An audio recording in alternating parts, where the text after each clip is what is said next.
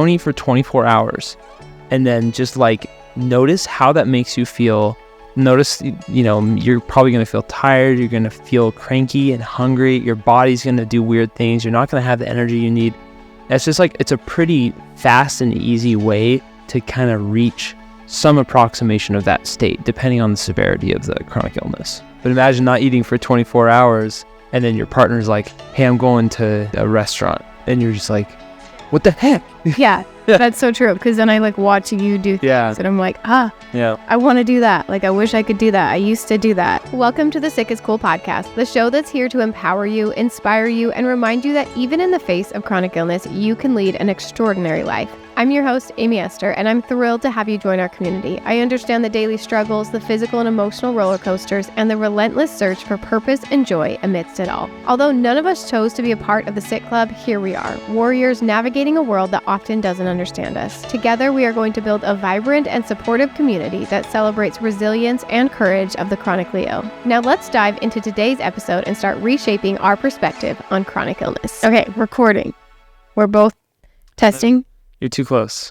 Is that too high? I think it's fine, but you don't have to, Okay, welcome to the Sick is Cool podcast. I'm your host, Amy Esther, and this is my special guest, Joshua.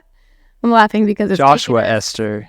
Yeah, it has taken us, it feels like 2 hours to get this going, but probably an hour. It's been tough. Yeah, we've tried different locations, different mic setups, and it's easy when your guest just Zoom calls in, I know. It's a little harder when they're in person. We don't have a studio built. Yeah, we're working on that. No, we're not working on that. But anyway, welcome. I'm Amy Esther. I'm the host of this podcast. We talk about life with chronic illness, and this man right here has been by my side through it all from day one of many of my illnesses. There was a few things I had before, but most of them he's been here for all of it. And he's my husband. Did I mention that? This is my husband. I suppose you probably have at some point. Yeah. I have many questions for him from many of you who this is very delayed. There were months ago I told you that I would interview him on the podcast, and it hasn't happened. But here we are. Better late than never. So, should we just dive right into it? Yeah, let's hear. I'm ready for the questions. Okay. If you're new and you want to know like my story and my illnesses, then we'll talk about that in a different video. So anyway, okay. Let's start with this question. This is for someone whose her husband is chronically ill. Okay. Okay. And she says, I want your husband's advice on how does he get past the anxiety? Like, I feel like I don't want to get out of bed because I'm so anxious about when he eats, how sick he's going to get. So anxiety with me getting sick with different things. Yeah. So that definitely was more common for me early on because I would just stress out, and I just knew that it didn't matter what I did, you were going to feel sick. And it's almost like a type of like survivor's guilt. Where you just feel like, oh, why should I be able to enjoy anything? Or it just ruins your enjoyment of things, knowing that your partner is just not going to enjoy it, I think that in a way I haven't overcome that, but in some ways it's better. The thing that I've noticed that's made the biggest difference.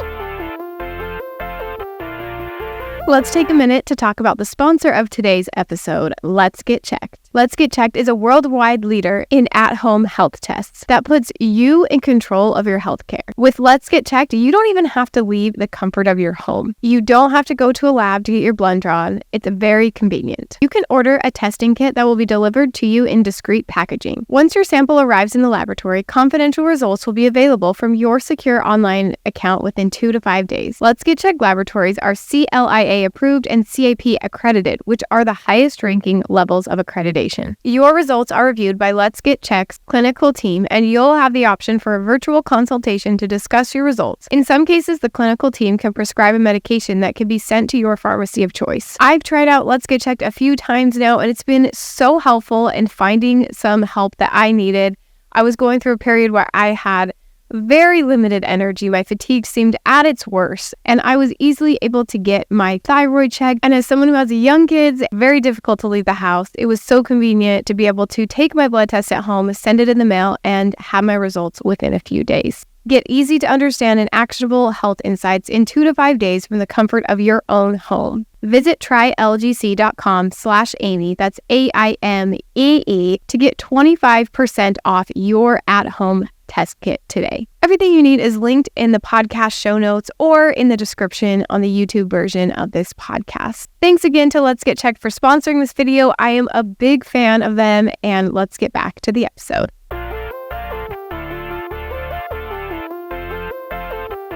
The thing that I've noticed that's made the biggest difference is just understanding that you are your own person as well, and you have your own needs, and happiness is one of those needs. You need to feel happy to be able to function, right? And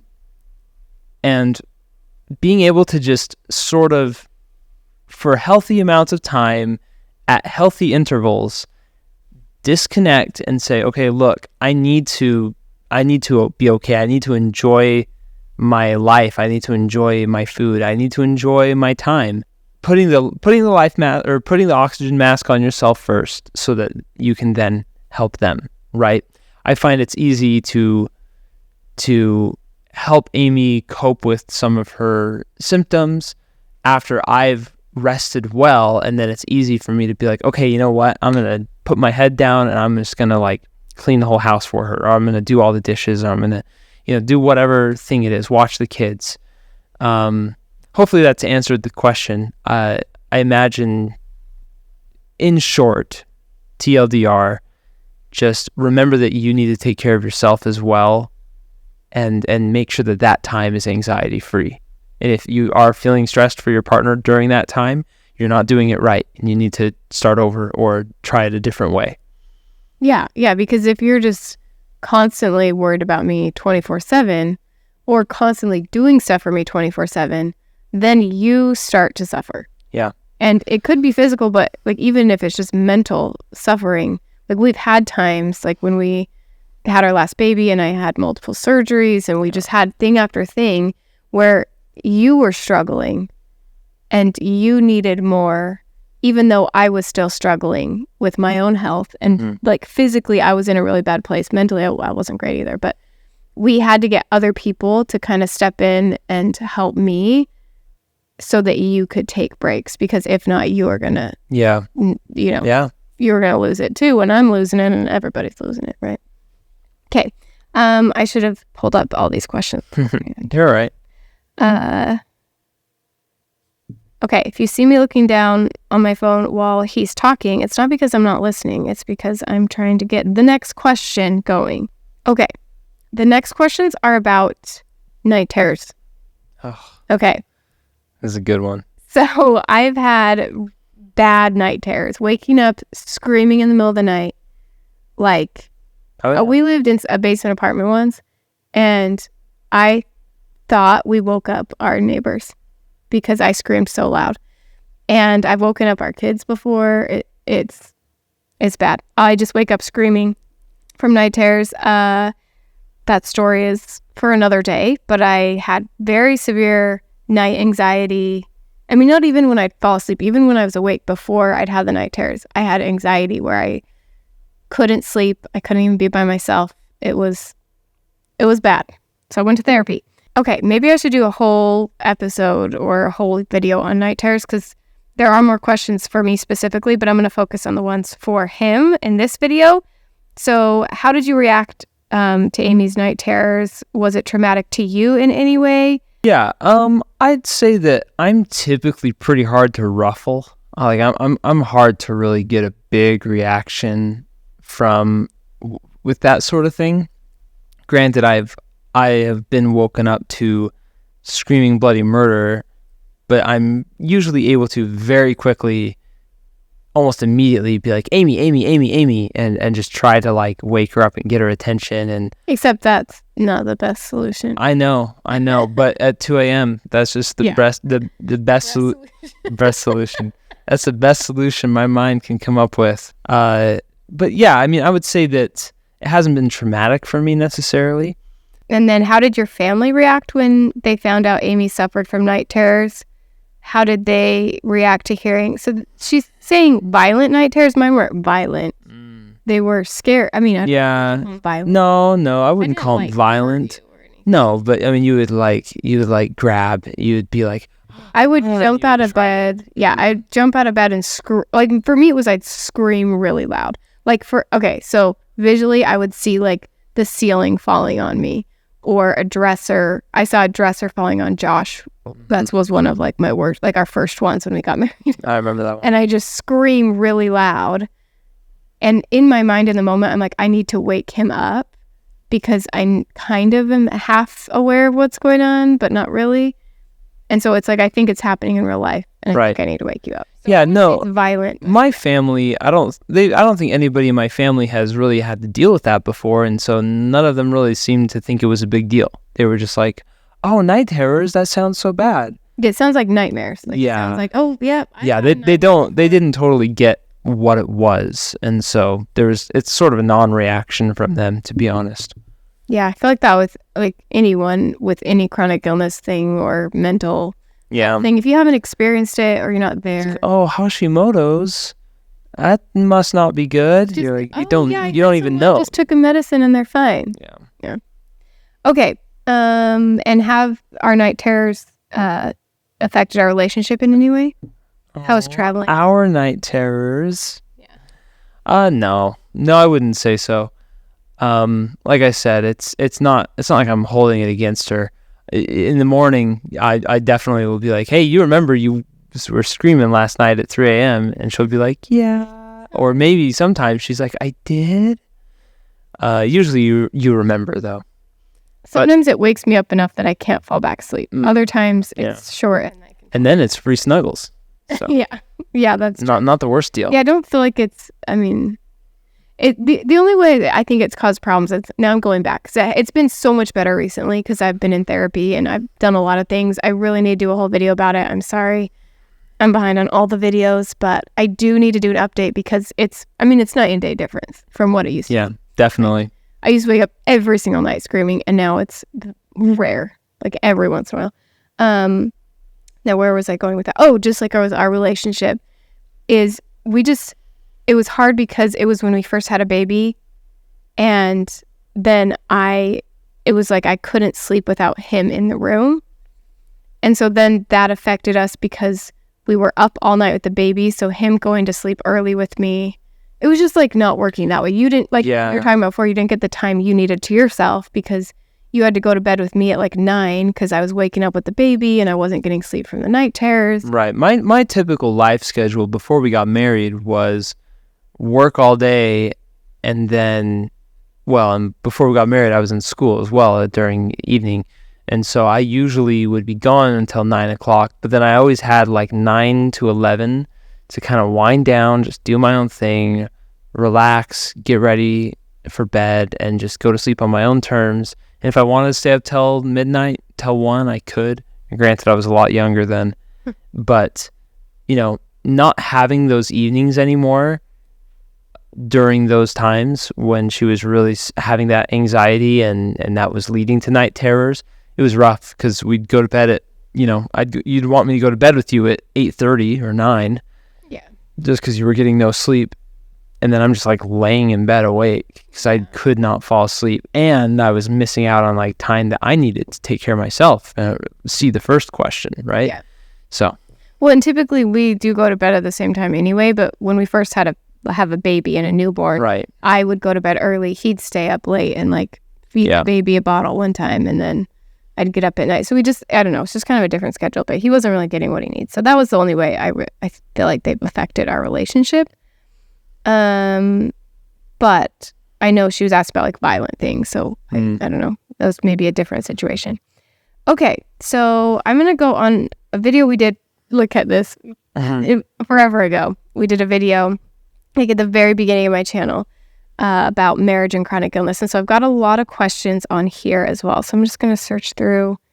So what about this one? How do you deal with someone when your loved one's illness is minimized by others? the people that I've spoken with, most of them take her seriously. So it's a little bit of a hypothetical because I'm not sure I've run into that too much. My friends, when I tell them about your chronic illnesses, nobody's like, are you sure she's not just faking it? Yeah, I haven't run into that. But I imagine that if somebody wouldn't take me seriously, I would, give it another go, try to explain the severity of things.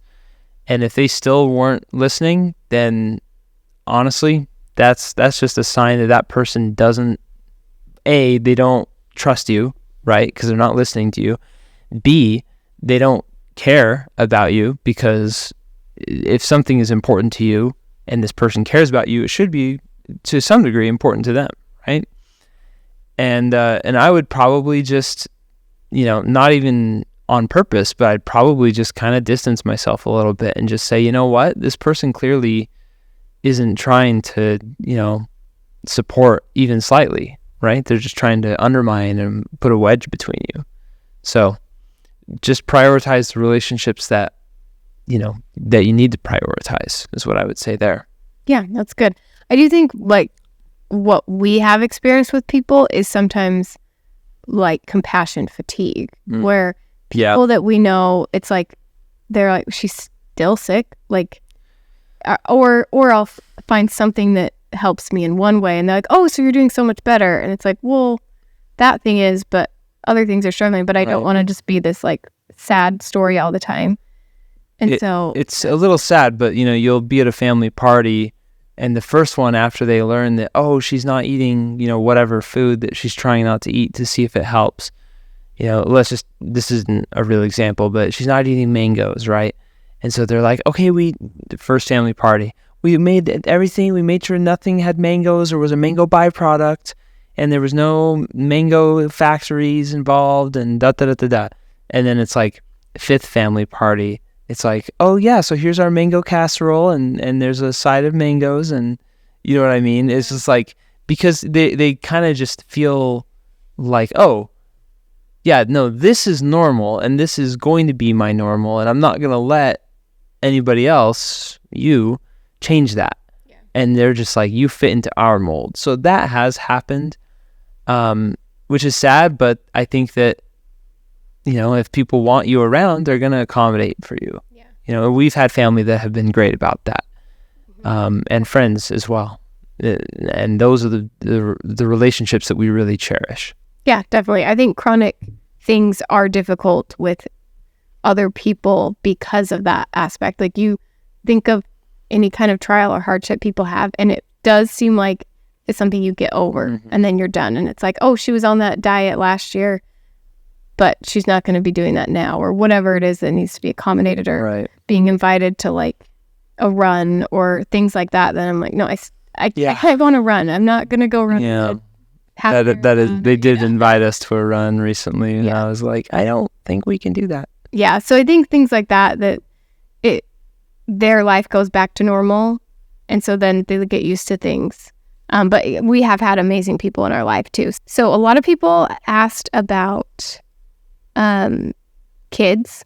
So I've gotten lots of hate. Like I did a podcast about hate. Well, when a mom and a dad love each other very much. Well, there were questions about that. If you to that, it's up to you. This is the internet. It's a wild place. Yeah, it's a wild place. But having children. So questions range from like, why would you have a child? And we've discussed that on the podcast before, because I want to. It's my choice, and I know it's hard. But with you, it's like having children together. How does that affect, your decisions to have kids and trusting me to be a mom with them and all that?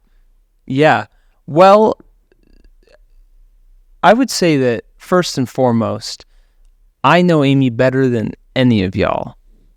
I have been here through the whole experience, well before we had kids as well.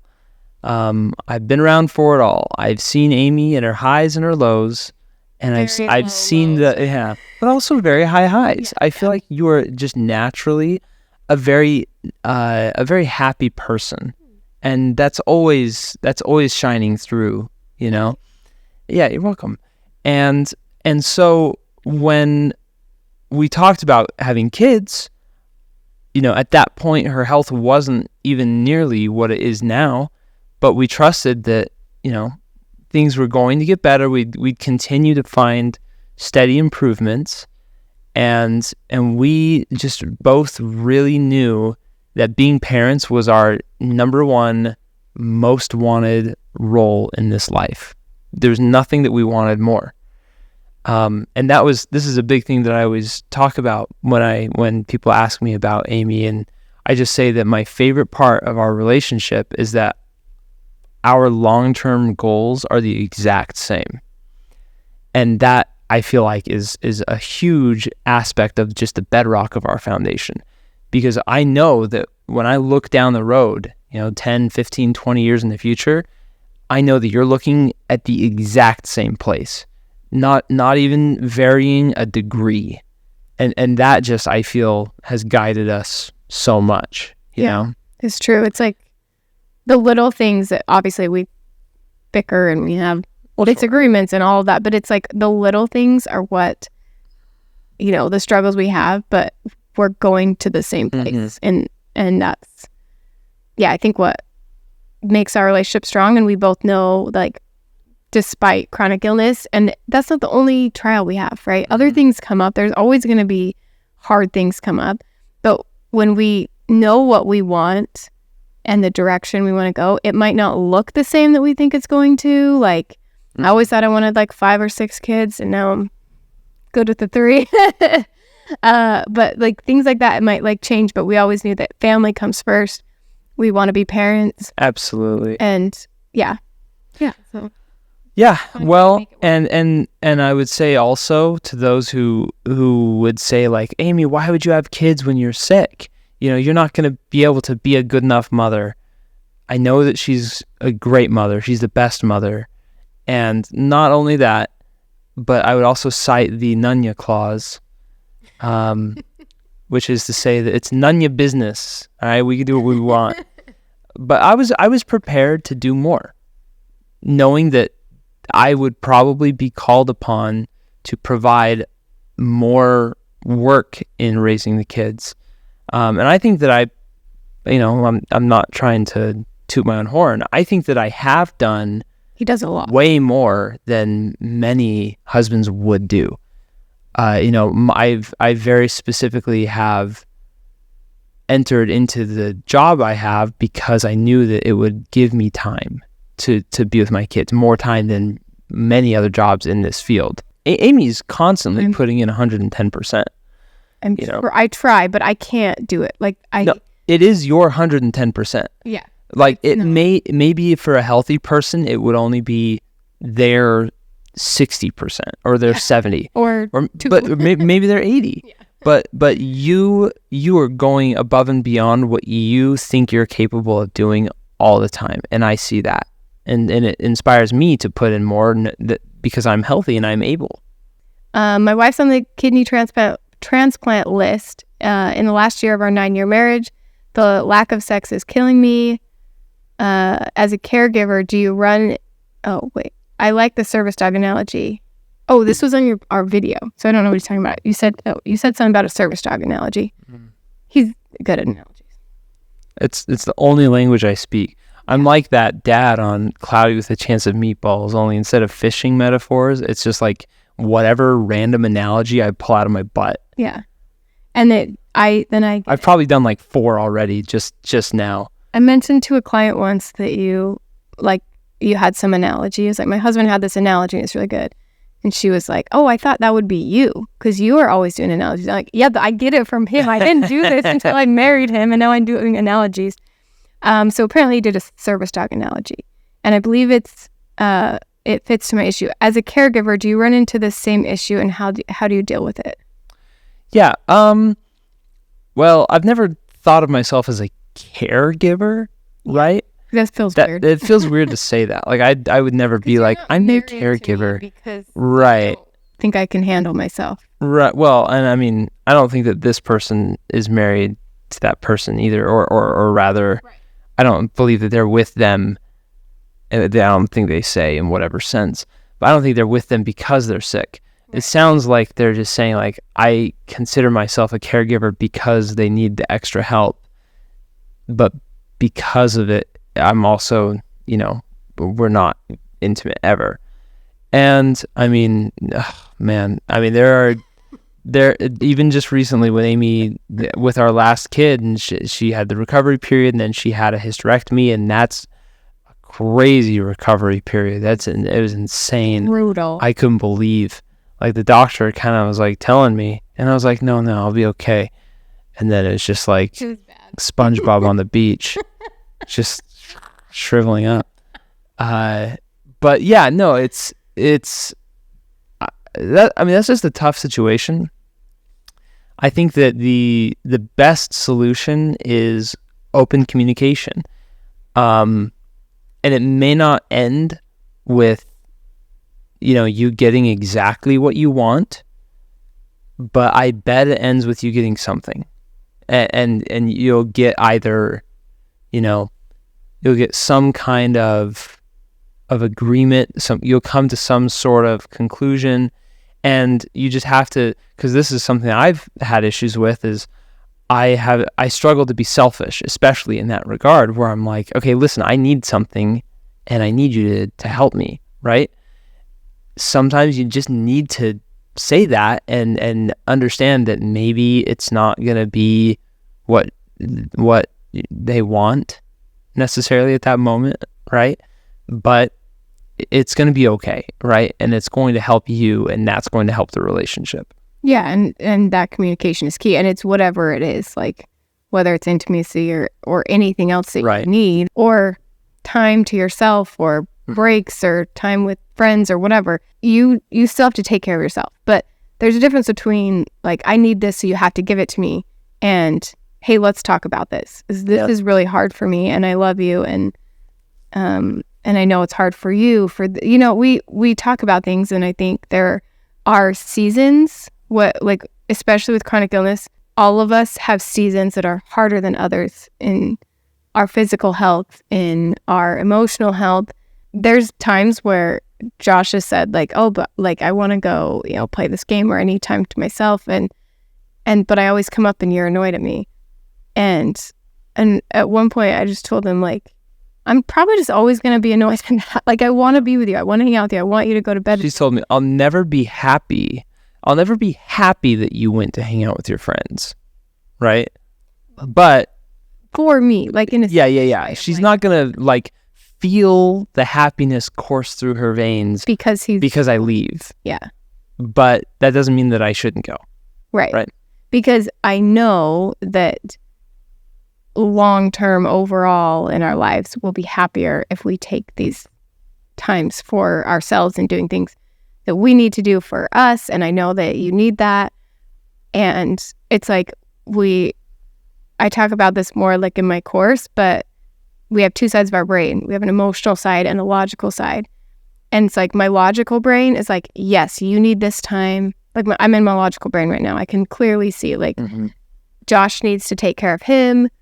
He can't just always do stuff for me all the time. If he doesn't, then he'll be suffering. I want him to go out with his friends. I want him to do these things. But then in the moment, my emotional brain is on. And then I'm like, but I have to do this by myself. Or I want him to go to bed at the same time as me, or whatever. I get, like, emotional about it. And so I feel like we talk about that all the time, where it's like, I'm going to be in my emotional brain most of the time when you leave or when you go do that kind of stuff. Right. And often you'll get into that state because of how sick you feel. Yeah. And so it's hard for you to control that, right? It's not fair for me to be like, well, why are you getting so emotional about this? It's like, listen, don't eat for a day and then tell me how quickly you get emotional. Yeah. Because I've done that, and like, anything just will set me off. And like, if you want a little pro tip, if you want to, like, have some amount of empathy for your chronically ill partner. Let's take a minute to talk about the sponsor of this episode, Southern New Hampshire University. SNHU is one of the largest accredited nonprofit online degree offerings in the country. SNHU has so many amazing online programs to help you gain the experience you need to find the career of your dreams. Although there are many online programs at SNHU, there's one I want to talk about today, the Communications program. With Communications, you'll learn how to effectively communicate in different ways, from speaking to writing and even visually. You'll partner with faculty with real-world experience to analyze and recommend effective communication strategies, and learn how to use communication tools to spread your messages. Plus, you can dive deeper into the field with a concentration in business communication, new media, professional writing, or public relations. SNHU is radically affordable. Their online tuition rates are some of the lowest in the nation. Just head to snhu.edu/Amy, that's AIMEE, to see what the current average salary for this program is and request free information about the program. When you request this information, a real person will hop on a call and discuss how the program can benefit you personally. It only takes one click to find your calling.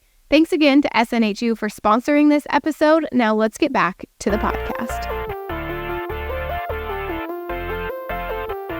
Yeah, fast. Don't eat. Don't eat for 24 hours.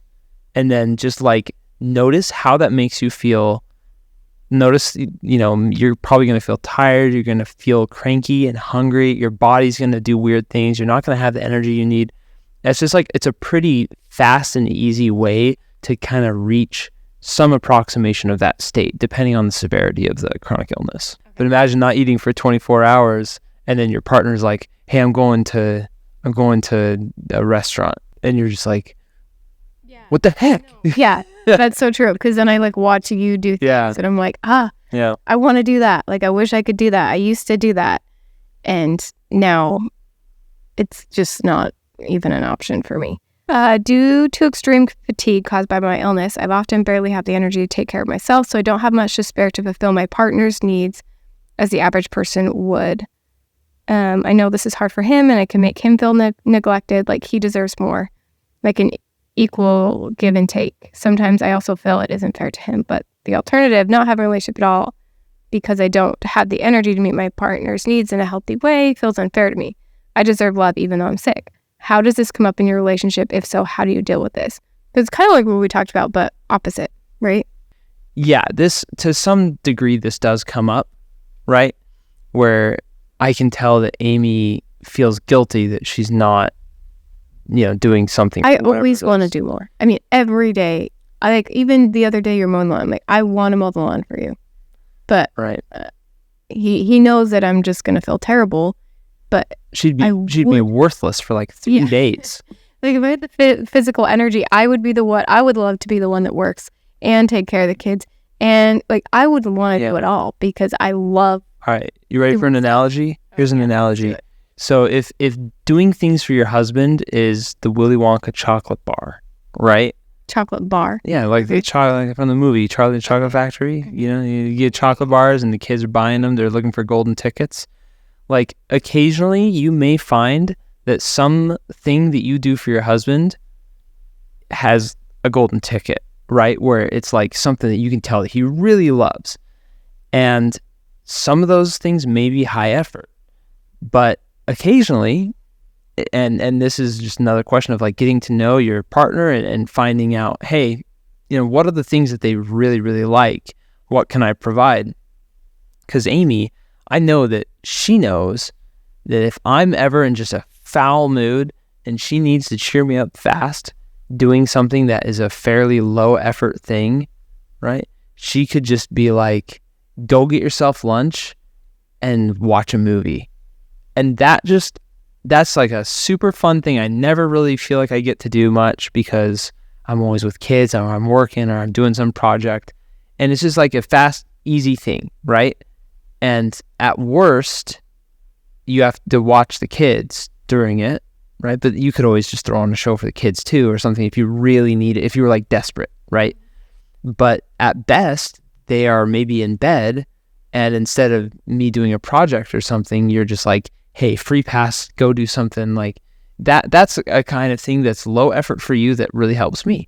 And you could try to look for things like that or ask your spouse or your partner about those things and say hey, what's something that's low effort for me that I can provide for them?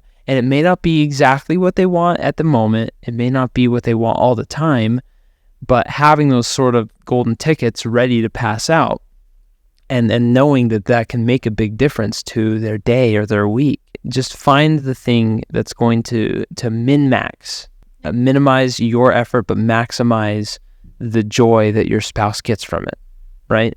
That's what I would say. And I think that if you do those things, you'll find that your partner will then reciprocate more love to you.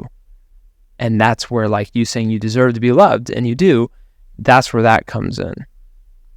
Yeah, I love that. And I definitely feel that all the time, where I'm always thinking, like, in my logical brain, like, oh, I really want to do this thing for Josh. Or, every night I'm going to start doing it this way. Or I'm going to try to have the house clean every time when he comes home. And I go to the extreme sometimes where, especially when I'm feeling good. I know all of you who are chronically ill do that. Where you have a good day and then I'm just like, I make all the plans and I'm like, these are all the things I'm going to do. I'm going to be the best wife. I'm going to be the best mom. And it's by doing all this extra stuff for him. And then the next day comes and I'm exhausted and I am in pain and it hits me and it's like, I can't do it. And then I get down on myself because I'm like, I'm not living up to this expectation that I set. And what's hilarious is you heard her say, like, I'm going to do dishes, I'm going to clean the whole house. It's like, I don't feel better at the end of the day if the house is clean versus dirty. So really, it wasn't even about me. She'll say, like, I'm going to do this for him, but it's really for her. And so you got to be careful not to fall into that trap of projecting your desires onto your partner, right? So true. Yeah. You don't want to be like, oh, he's not going to be, or she's not going to be happy with me unless I have the house clean, when really maybe they don't care about the house being clean, but they'd rather just, watch a show with you or talk with you or something, Yeah, it might be easier than you think. Yeah, it might be harder for you, like mentally, to not do those things that you want to do, but better for them. On the other end, it could be the other partners, like, they don't like relaxing watching TV. Like, maybe the partner is like, I want to get out and go on a walk with you. I want to get out and like do this active thing with you. And the sick partner can't do it.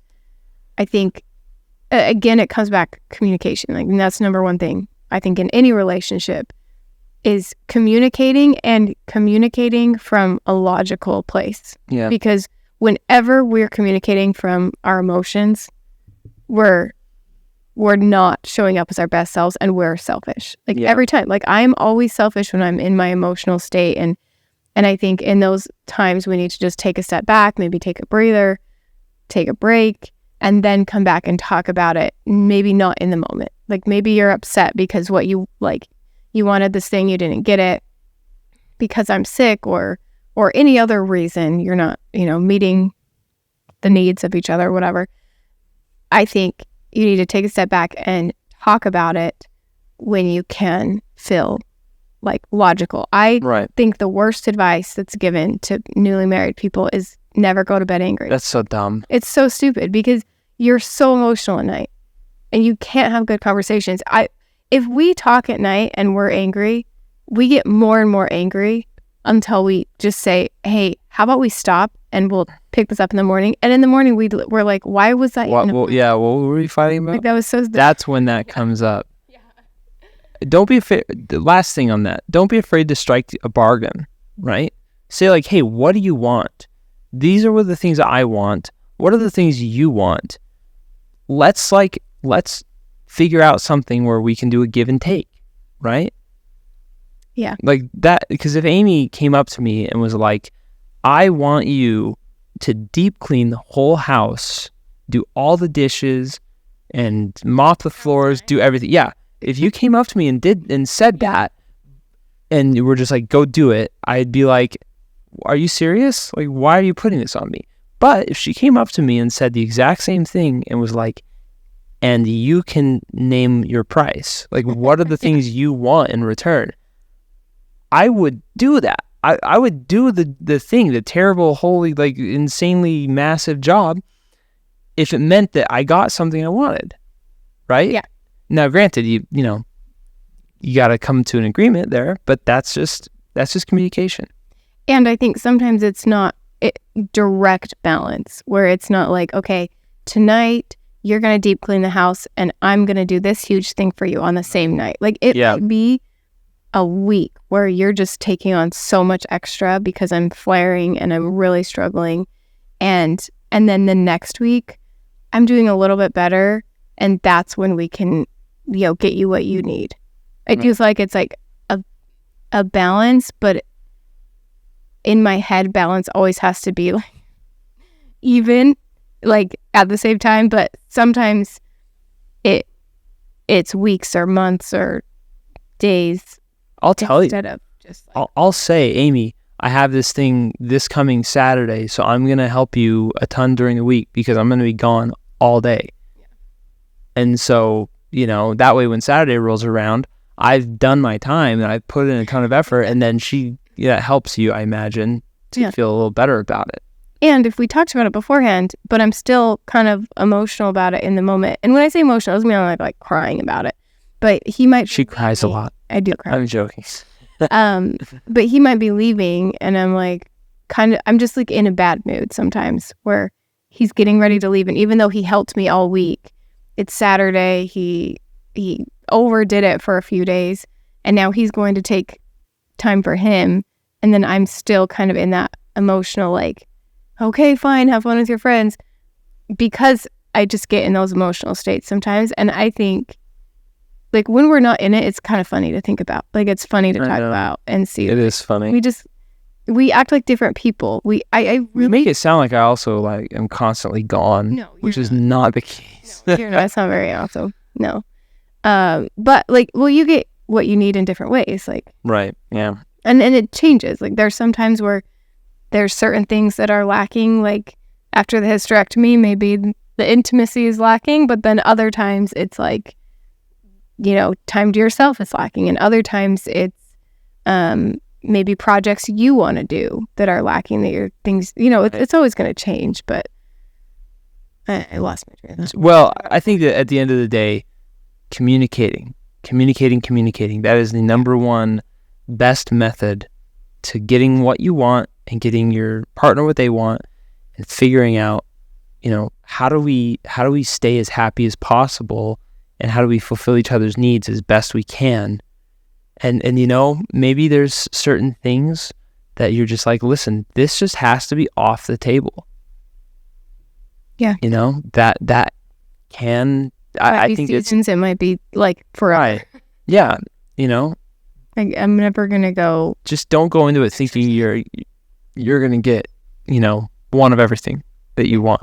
So. Okay. Can I ask you one more question? Yeah, let's do one more. Anyway, my question is, how honest do you think your sick partner should be about how they feel? Because sometimes it's like, I feel sick. Is this your question? This is my question. Oh, okay. I feel sick all the time, and especially if it's like multiple days in a row where I'm just like, I feel crappy. I still feel crappy. And I have no energy every single day when you get off work. At what point do you think it's healthier to say, like, yeah, I got this, or do? I feel like if I always tell you exactly how I feel, then I'm gonna overly worry, and I'm gonna do or I'm gonna sound like I'm complaining all the time. Yeah, I think it depends on the partner. Listen, some people are more empathetic than others, right? I feel like a sociopath in every interaction I have with people except you, so it's like that. Maybe I'm a weird person. But when it comes to you, I do get like overly empathetic, and I'm like, okay, I'm just gonna, if I got off work and you were just like passed out on the couch looking at me like, Josh, I need help, then I would just clear my schedule. It doesn't matter what was going on. I would do everything, right? Yeah.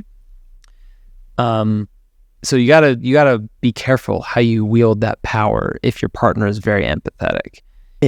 There's no rule of thumb here, because then you get partners who have zero empathy or a lot less. Maybe they're in that compassion fatigue phase, right? You gotta verbalize because they're maybe not paying attention on their own, right? So that's just, but for you specifically, right? I'm trying to answer the question to help everybody. But for you specifically, I would say pay attention to how things are going for me. And I would say that like 70% of the time, you should be saying something, right? Even if it's every day. Like even if it's every day. Silly being like, no, I'm still sick. And that's why I have you guys, because I'm like, then I can just go talk to my people. Yeah, well, and that helps. That does help. But I imagine almost all the time, right? I said 70, but I think that might even be wrong. I should at least be aware. And then at that point, because the thing is, you could tell me, I feel like garbage today, but you know what?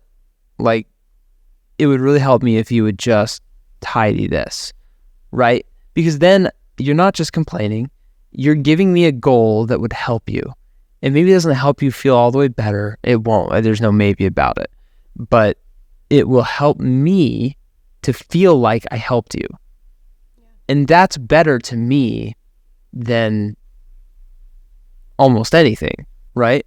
I mean, I would kill to be able to work a certain job or something for 10,000 hours if I knew that at the end of it, you'd be better.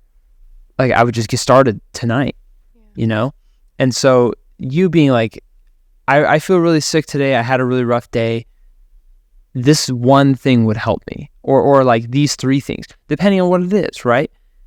I'm sure that when I come upstairs from work and you're feeling sick, there's something on your mind you wish you were doing. Communicating that every single day. Well, then you just gotta think about, hey, what's reasonable, right?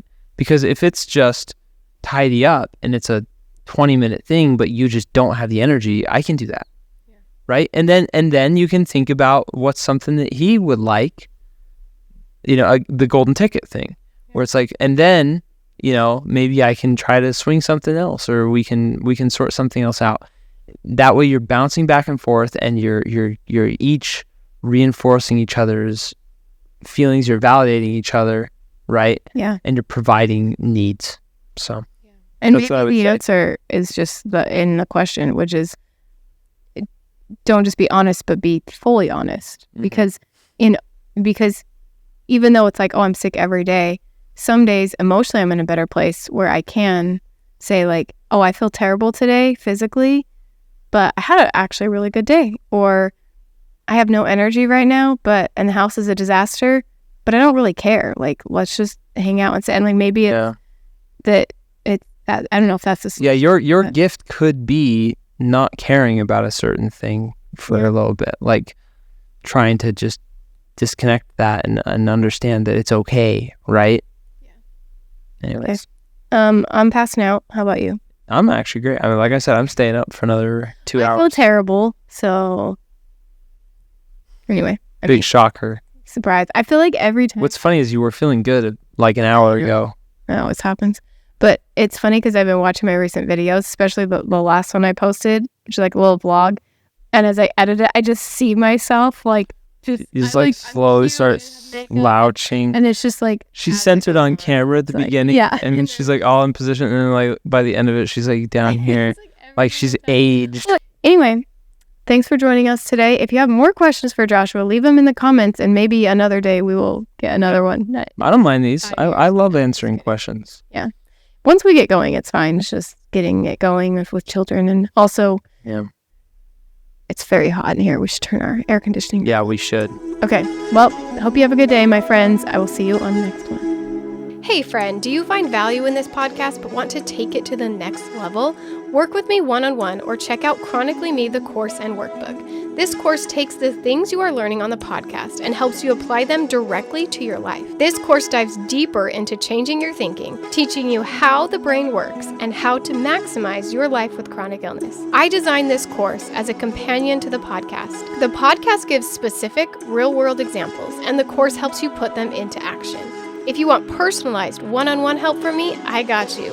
I also offer individual coaching programs where we can talk about the problems you are facing. I'll help you manage your brain and find solutions to nearly every problem that you have. We will walk hand in hand on this journey together. Check the show notes or the video description on YouTube for more information on getting extra help from me. Talk to you soon.